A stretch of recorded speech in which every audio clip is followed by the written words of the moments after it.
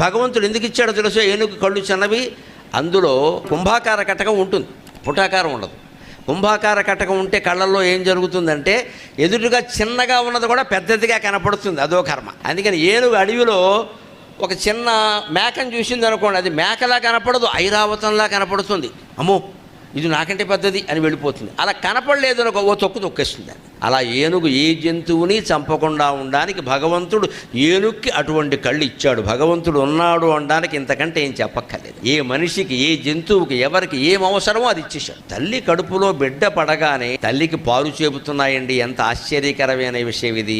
అంటే పుట్టిన బిడ్డకి 2 సంవత్సరాల పాటు గ్యారంటీ ఇచ్చాడు దేవుడు. ఇంతకంటే దేవుడు ఉన్నాడు అనడానికి రుజువు ఏమైనా కావాలా? ఇలా గర్భం ధరించగానే పాలు చేపడం ఏమిటండి? బిడ్డ పుట్టగానే పాలు ఇవ్వడం ఏమిటండి? ఎక్కడి నుంచి వస్తున్నాయి? పైగా పుట్టిన బిడ్డకి ముర్రు పాలు అంటారు. అంతకంటే ఆరోగ్యకరమైన పదార్థమే లేదండి. శరీర నిర్మాణంలోనే సహజంగా జరిగిపోతుంది.